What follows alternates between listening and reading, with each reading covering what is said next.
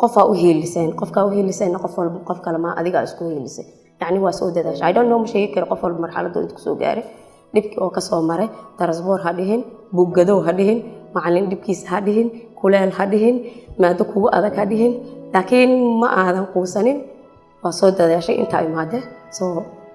همبلي هذا الله ما دام أسكو هيلسين قف الباسق هاي سدوا همبلي يعني هذا النفس ده أسكو همبلي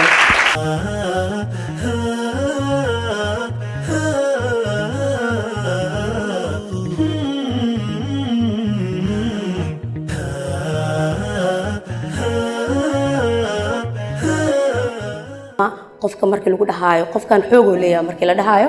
wuxuu qaadi karaa laakiin karti oo leeyahay markii la dhahayo wax nafsadiisa la xiriiro waay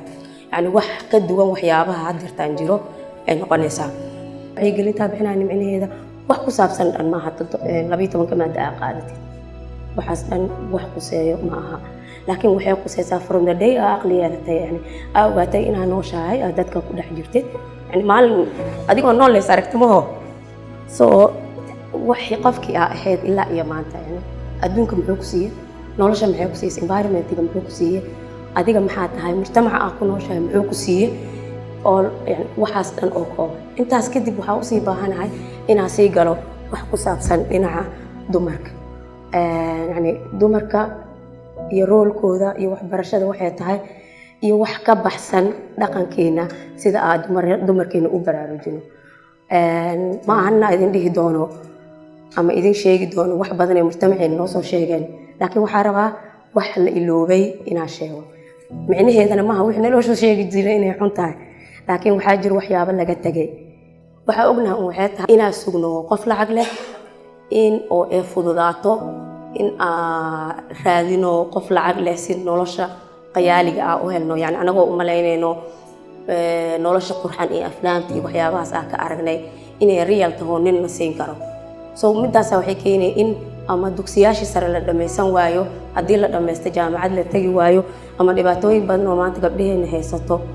ay ku dhex jiraan marka gabadha haysato dhibkaas ma ku qaldano sorry ina dhahdeen hiblaayo nolosha ka dhacday qof cunay noqoto ma ahan iyada because ma loo sheegin waxa loo sheegay waxay tahay Cinderella kii badbaadinaayo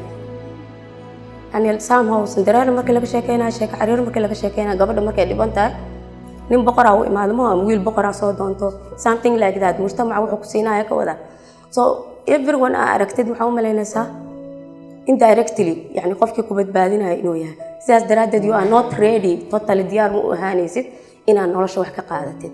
yani ma noola soo sheegin inaad nolosha wax ka dhex sameyn kartid ma lagu soo sheegin inaad qof tahay ma lagu soo sheegin guurka iyo ilmo dhalida inay nolosha ka mid tahay laakiin waxa nolosha inay nolosha tahay guur iyo ilmo dhalid bas and everything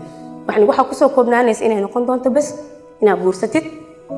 ma no it is not that laakiin illa guursadii ilmo dhal part of life waa ma ku tarjumayso qofka tahay ma sheegayso laakiin shaqada adduunka laga qabanayo shaqo ka mid ah noqotaa qabatay hadaa qabatidna waan good hadaa qaban weysina waxyaabo kale ka weyn qabatay laakiin doorada markay cuk noqoto dabad bacma looga xiro wax dabada bacma looga xiro doorada markay ukunta dhaleen si u orodo dabada bacno la kaga xiro waxa ku xiro waxa la dhahay da ku socoto soo waa ordona da bursanona we don't know wixii kale agteena ka dhacay